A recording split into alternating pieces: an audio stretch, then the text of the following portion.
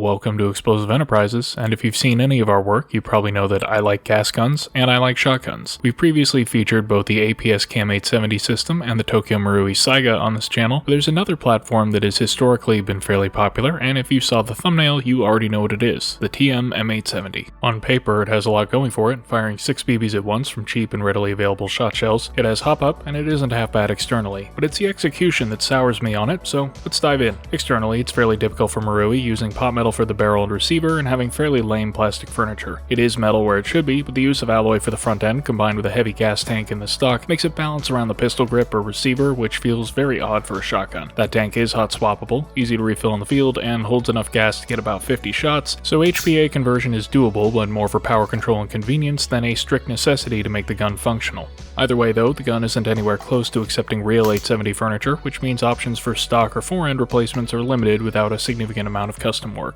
Well, that's certainly not a deal breaker, so let's talk controls. As with spring shotguns, the action release is actually an eject for the loaded shell.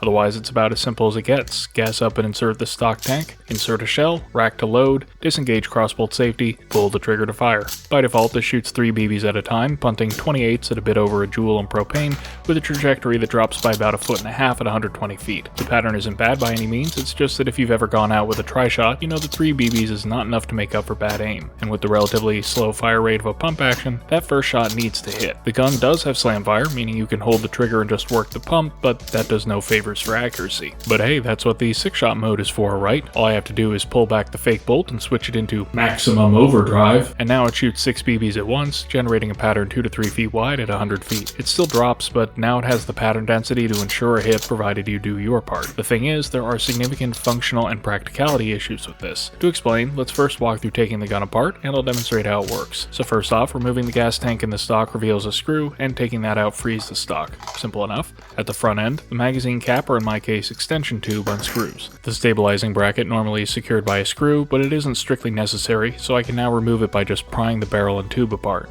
Feels sketchy, but that's how it's meant to work. Okay, now I need to pull back on the pump at least slightly to unlock the trigger group, which comes out once I knock out the cross pins.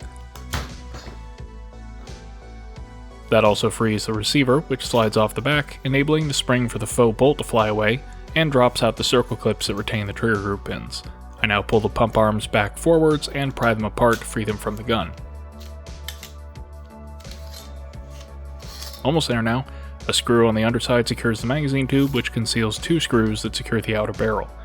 And with that, we're down to just the guts of the gun. Before removing the barrels, I want to point out that since a securing block has been omitted to simplify reassembly, the spacer for the barrels is simply taped to them, which works fine. Removing 2 more screws frees the barrels and hop assembly, and if I just wanted to mess with the hop, I wouldn't go any further. But accessing the internals requires removing this pump lock component, then tediously removing a ton of little screws that hold the clamshells together. Not only are there a bunch of them, they're a mix of Phillips head and Torx head screws. So with all those out, I push back on the nozzle, and then pry the top off. Wasn't that obnoxious? That's the process every time you need to get into the inner workings of the gun, and it is not fun. Plus, you have to be very careful on reassembly because these screws can easily strip out the plastic slots, so the gun is really not suited to being repeatedly taken apart and put back together. In any case, as promised, we can talk about how it works. The gas system is simple, so let's start there. The pump arms cock a spring-loaded striker, which when released by the trigger, slams forward and hits an output valve on the back of the chamber. Gas is released out the front, and because the striker spring is shorter than its full travel, the output valve resets on its own from internal pressure. Feeding is where it gets complicated. With a shell inserted, BBs are released directly into a blocking arm, which prevents them from getting caught under the loading arm. As the pump comes back, it pushes downwards on a cross peg, which forces the loading arm and the blocking arm downwards. That allows BBs into the feed channel, and then at the very end of the pump arm's travel, they push back on this triple nozzle. The loading arm is spring-loaded and pushes the BBs up, and then the triple nozzle goes forward again on the forward stroke, feeding the BBs into the 3 chambers. That loading process actually occurs twice during a normal cycle, so in 3-shot mode, even worn-out shells or magazine adapters with marginal feed rates have no trouble keeping up. 6 BB mode, though, is a different story. So flipping the selector on the side of the nozzle allows a plastic spring-loaded cam to protrude downwards. It gets caught by the right side pump arm during the rearward stroke, which pulls the nozzle back. When it reaches the rearward end of travel, the cam is forced to rotate by the frame into a position that locks it back, until another protrusion on the pump arm rotates it back down and releases it. This adds an extra loading cycle to the pump operation, so the gun will load 3 BBs during the middle of the rearward stroke and another 3 at the very end. There are two problems. First, if this arm wears down, becomes loose, or is geometrically different, as we've noted on the Golden Eagle clones, it can slip off early and just not execute that additional feed cycle at all. But even when it does work, the bigger problem is timing. It's a very narrow window in which to execute that extra load cycle, and if the pump is operated vigorously, it will typically pick up only 2 rather than the full 3 BBs. That results in the gun only firing 5 rather than 6, and one of those 5 will behave a little differently from the others in terms of hop-up. Even when pumped slowly, because the gun no longer has a redundant feed cycle, it is now very reliant on good quality shells that feed quickly enough to keep up. Most clone shells we've tried can't do it, and will only feed 4 or 5 instead of the full 6. So this means buying original TMs, which currently cost about $10 USD a piece. Ouch. I should also mention that we've tried out the Golden Eagle clone 870s, and they don't feed worth a damn on the 6-shot mode regardless of shells, owing to slight geometric differences in the internal parts. The clones do otherwise work reasonably well in tri-shot mode, and in fact use different buckings that can hop heavier BBs, but we found hop less consistently and are generally more prone to odd jams and failures.